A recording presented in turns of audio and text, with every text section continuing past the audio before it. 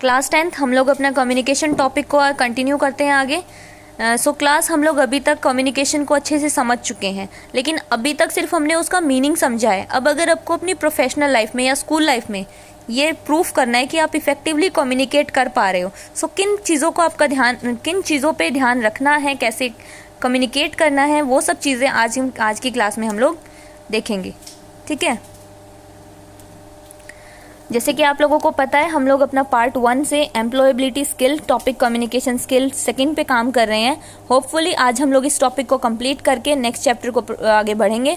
ठीक है, जो हमारा आज का पहला टॉपिक है ये है हमारा प्रिंसिपल ऑफ इफेक्टिव कम्युनिकेशन। आप लोग कैसे कहोगे कि आप इफेक्टिवली कम्युनिकेट कर पा रहे हो? ठीक है, इफेक्टिव कम्युनिकेशन डजंट मीन कि आप स्कूल के बाद ऑफिस लाइफ जी रहे हो, वहाँ पे कैसे प्रेजेंटेशन दे रहे हो। ठीक है, इफेक्टिव कम्युनिकेशन मीन्स आप घर में कैसे डील करते हो, अपने नेबर से कैसे डील कर रहे हो। ठीक है, अगर आप यहीं से वो चीज़ अपने अंदर डेवलप करके चल रहे हो, सो एट द एंड जब आपको ऑफिशियली अपने आप को रिप्रेजेंट करना है, ऑफिशियली खुद को दिखाना है that I am a good employee, ठीक है, या I am a good citizen. ठीक है, इकोनॉमी तभी डेवलप करती है जब एक अच्छा सिटीजन वहाँ पे मिलता है। सबसे पहला जो रोल होता है हमारी पर्सनैलिटी में वो होता है effective communication. Class let's proceed. देखो 7 C's ऑफ इफेक्टिव कम्युनिकेशन। जब भी आप कहीं पे भी बात कर रहे हो, घर पे, वर्क प्लेस पे, ठीक है, या नेक्स्ट डोर अपने नेबर के साथ भी आप कोई बातचीत कर रहे हो, ठीक है, किसी स्पोर्ट्स क्लब में आप किसी से बात कर रहे हो, चाहे वर्बली नॉन वर्बली, कहीं पे आप गवर्नमेंट कहीं इश्यूज पे कोई एप्लीकेशन लिख रहे हो, ठीक है, तो वो सब चीज़ें क्या कर रहे हो आप वहाँ पे कम्युनिकेट कर रहे हो। सामने वाले से कम्युनिकेट करते समय आपको किन किन चीज़ों का, किन किन रूल्स का ध्यान रखना है, कौन से प्रिंसिपल को फॉलो करना है कि आप जो भी चीज़ बोलो सामने वाले पे अच्छा इम्पैक्ट पड़े और वो बोले हाँ भाई इसको नॉलेज है वर्ड्स की, और इसकी बात को आपके वर्ड्स की ना वैल्यू तभी होती है जब वो लगता है सामने वाले को हाँ भाई इफेक्टिवली चीज़ को ये मैसेज, अच्छा मैसेज देने, कन्वे करने की कोशिश कर रहा है या पॉइंट है चीज़ में। ठीक है, वो कैसे चीज़ें, इसमें आपको क्या करना है, 7 C's दिए हैं आपको। 7 C's अगर आप 7 C's को आप फॉलो करते हैं देन आप कह सकते हो कि इफेक्टिवली कम्युनिकेशन कर पा रहे हो आप। जिनमें से सबसे पहला है क्लियर इन्फॉर्मेशन। जो भी चीज़ आप सामने वाले को कन्वे कर रहे हो, कोई भी आइडिया, कोई भी मैसेज, सबसे पहली चीज़ होनी चाहिए उसके अंदर क्लियरिटी आए। ठीक है, वर्ड टू वर्ड बोलो। ठीक है, आप उन वर्ड्स को चूज करो कि सामने वाला भी उससे फैमिलियर हो। ऐसा नहीं है आपने बहुत डिफिकल्ट लेवल की इंग्लिश आप यूज कर रहे हो, आपको इंग्लिश की नॉलेज है, दैट्स गुड, अच्छी चीज़ है, बट सामने वाले को भी वो चीज़ होनी चाहिए ना, वो भी तो उनसे फैमिलियर होना चाहिए। कंस्ट्रक्शन ऑफ सेंटेंस, पैराग्राफ, इनको अपने प्रॉपर मैनर में माइंड में रख के तब एक डॉक्यूमेंट तैयार करना है, ताकि आपका मैसेज भेजने का मेन मोटिव होना चाहिए कि रिसीवर को समझ में आए। ऐसा नहीं है कि आप जितनी नॉलेज रखते हो सारी आपने उसमें डाल दी है, ग्रामर अच्छे से, मतलब अच्छे अच्छे वर्ड्स डाले हैं, बट अगर सामने वाला समझ ही नहीं पाया सो आपकी तो कम्युनिकेशन नहीं हुई ना, तो वहाँ पे आपका कम्युनिकेशन बैरियर आ जाएगा और वहीं पे फेल है, तो पहला स्टेप आपका गलत हो जाएगा। Okay, second thing is complete information. आप किसी भी टॉपिक पे कोई चीज़ लिख रहे हो, चाहे आप कोई आपका एग्जाम में कोई टॉपिक लिख रहे हो, कुछ भी लिख रहे हो, तो आपको वहाँ पे कोशिश करना है इन्फॉर्मेशन कंप्लीट देनी है। वो कैसे, यहाँ पे आपको एक रूल दिया है 5 W's का, who, what, when, where, why and 6th thing is how. 5 W and 1 H इसका रूल दिया है आपको। कभी भी आप कोई भी किसी से कम्युनिकेशन कर रहे हो, ऑफिशियली कर रहे हो या स्कूल लेवल पे कर रहे हो, तो आपने क्या चीज़ याद रखनी है कि आपकी इन्फॉर्मेशन कंप्लीट होगी इन 5-6 चीज़ों को आप कंसीडर करके चलोगे उसमें, 5 W's एंड 1 H। ठीक है, next thing is consign message. Consign message आप ऐसे समझ सकते हो कि आज का जो वर्ल्ड है इतना स्पीडली ग्रोन अप कर रहा है, किसी के पास टाइम नहीं है कि आपकी लंबी लंबी स्पीच या लंबे लंबे लेटर्स, कोई मेल्स, ये सब पढ़ने बैठेगा, कोई नहीं पढ़ता। ठीक है, ये आपने सबसे पहला आपका आइडिया क्या होना चाहिए, इसमें लिखते समय आपको माइंड में रखना है कि जो आप मैसेज देना चाह रहे हो शॉर्ट हो, सिंपल हो। ठीक है, जो लंबी लंबी लाइन्स है, सेंटेंस हैं, फ्रेजेस हैं, वो आप कट डाउन करके स्टार्टिंग में अपने माइंड में ये बना लो उसका एक फ्रेमवर्क कि मुझे ये चीज़ें इंपॉर्टेंट हैं, ये आपके मैसेज में होनी चाहिए, और एक्स्ट्रा चीज़ें आपने अवॉइड करके चलनी है। And the 4th thing is कि आप कोई भी मैसेज दे रहे हो, ठीक है, वहाँ पे क्या कर रहे हो, आपको इस तरीके से चीज़ें रखनी है कि आपकी वर्बल, ठीक है, वॉइस वो इस तरह से होनी चाहिए कि आपके जो आप डिजायर रिजल्ट चाहते हो। देखो आपका रिजल्ट, क्लास का रिजल्ट, चाहे आप पढ़ा रहे हो एज अ टीचर या आप किसी ऑफिस में काम कर रहे हो, ठीक है, किसी प्रोजेक्ट पे काम कर रहे हो, आपको डिजायर रिजल्ट तभी मिलेगा जब आप उसमें इनपुट अच्छा डालोगे।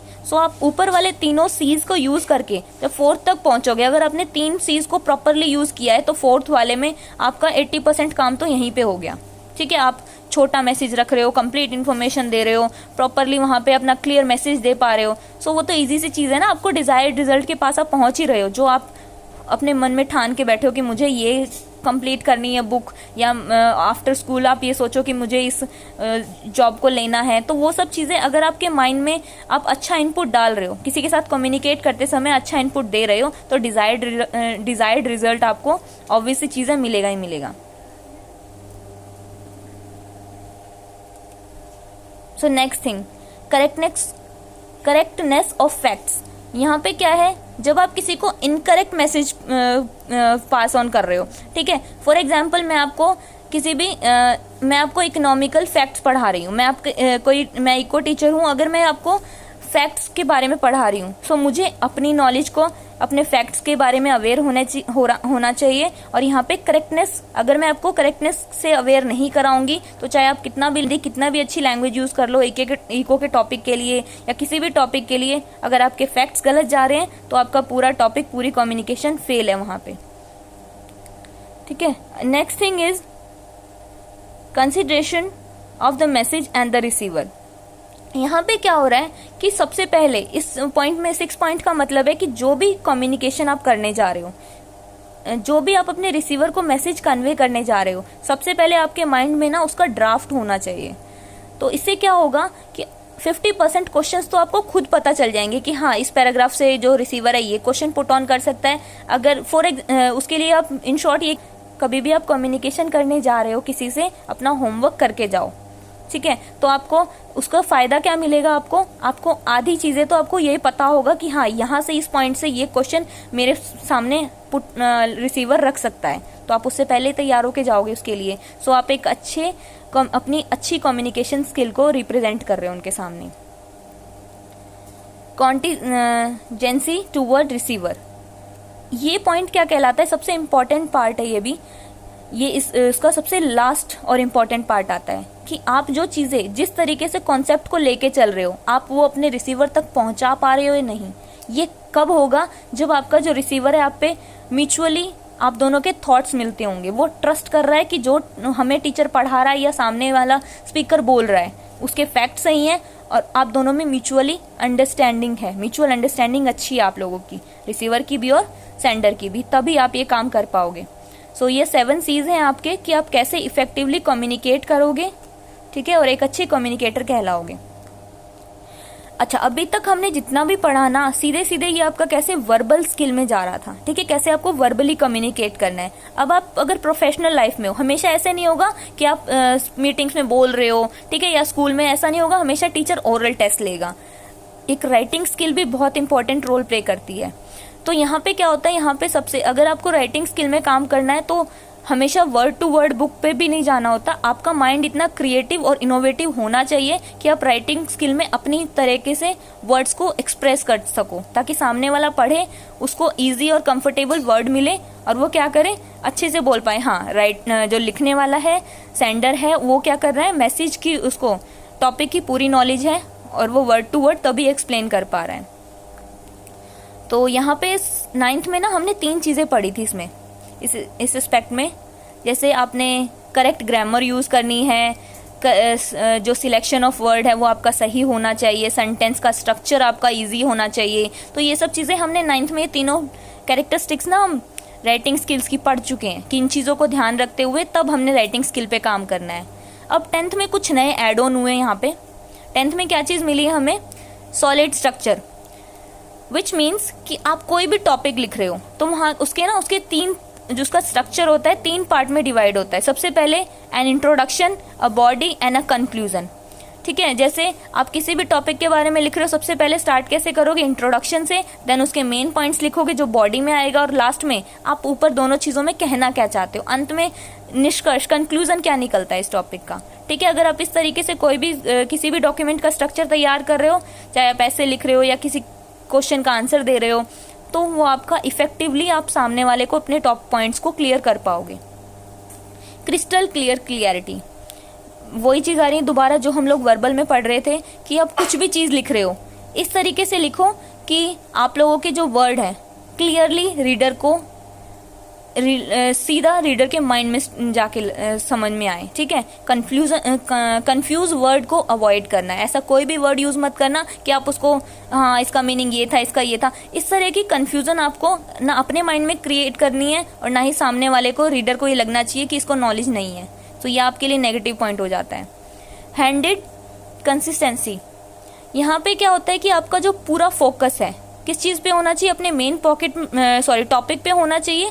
एंड सेकेंडली आप उस जो मैसेज आप देना चाह रहे हो उसको ऑर्डर में लगाएंगे। जैसे ऐसा नहीं है कि आपने सबसे पहले किसी भी, जैसे हमने अभी सॉलिड स्ट्रक्चर की बात की, सॉलिड स्ट्रक्चर में क्या आपको एक पूरा पैटर्न बताया है step by step, introduction, body and conclusion, इस तरीके से करना है। ऐसा नहीं कर सकते आप कंक्लूजन पहले दे दो, इंट्रो, ऐसा कुछ नहीं होता है, आपको 1 by 1 इसी सीक्वेंस में लिखना है।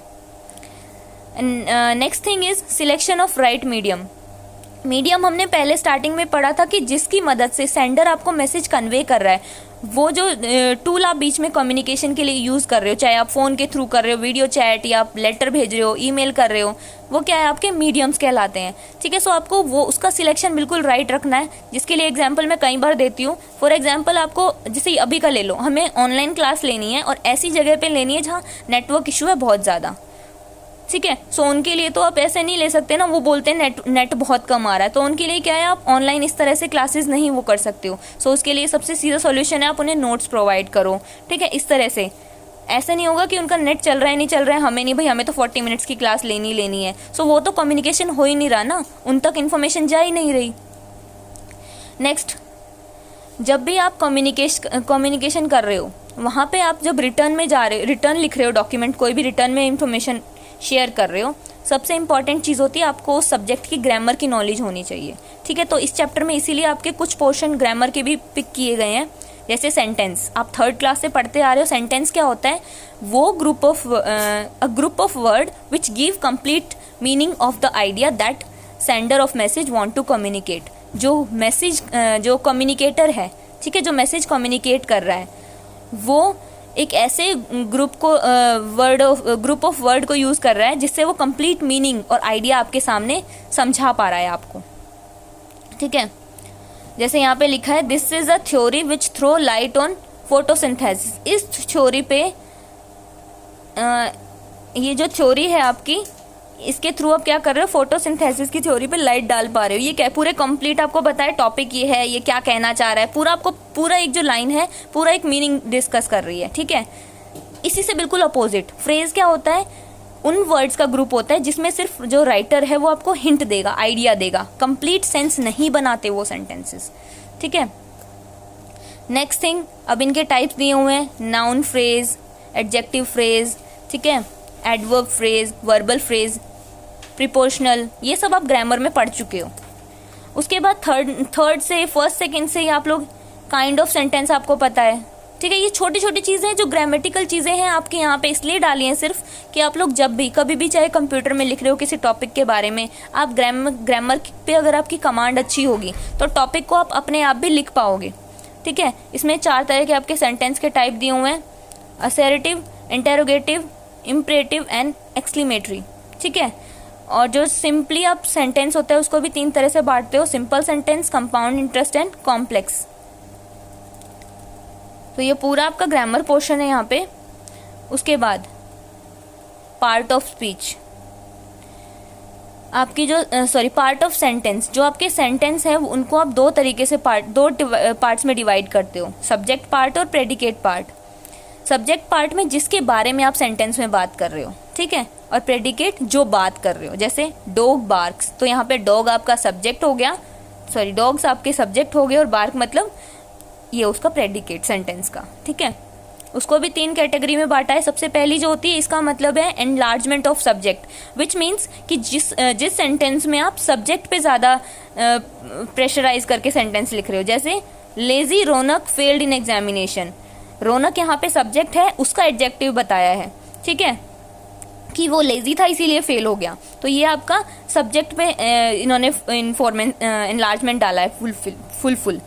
ठीक है। Next is extension of predicate, जहाँ पे हम प्रेडिकेट को एक्सटेंड कर देते हैं, उसको बढ़ा के उसको एक्सप्लेन करके देते हैं। ठीक है। Third one is object and complement of predicate. ठीक है, वहाँ पे आप सीधा कमांड डाल रहे हो, वर्ब ऐड करके पूरा उसी में कंप्लीट कर रहे हो सेंटेंस को। And the last topic is part of speech. 9th में भी हम इसको पढ़ चुके हैं, नाउन, प्रोनाउन, एडजेक्टिव, वर्ब, ये सब चीज़ें क्या होती हैं, आपकी पार्ट होती हैं उसकी, आपके पूरे स्पीच की। लास्ट में आर्टिकल्स। आर्टिकल हम लोगों ने पढ़ा था, इंडेफिनिट और डेफिनेट आर्टिकल, ये भी हम लोग 9th में टॉपिक कवर करके चल चुके हैं, आ चुके हैं पढ़ के पूरा।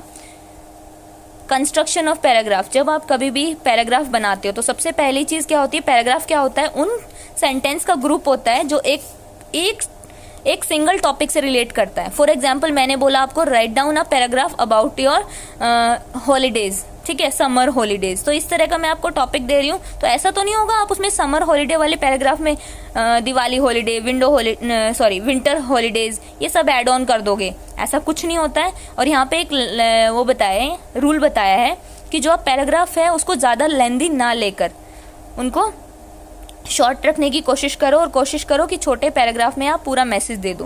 क्योंकि जो आज हमने टॉपिक स्टार्ट किया था उसी में हमने पढ़ा था कि अभी ना इतना बिजी शेड्यूल है लोगों का कि किसी के पास इतना टाइम नहीं है कि आपके लंबे लंबे मेल्स पढ़ सकें। सो अगर आप किसी के साथ कम्युनिकेट करना चाहते हो कि मैसेज पहुंचे सामने वाले तक, वो पढ़े, सो उसको सिंपल रखो। ठीक है। और आप सिंपल, कंपाउंड एंड कॉम्प्लेक्स तीनों तरह की चीज़ों को इंक्लूड करके अपने टॉपिक को लिख सकते हो, पैराग्राफ को लिख सकते हो। So that's all. 10th class हम अपना फर्स्ट चैप्टर कवर कर चुके हैं। सेकंड चैप्टर जो होगा हमारा हम नेक्स्ट क्लास में स्टार्ट करेंगे।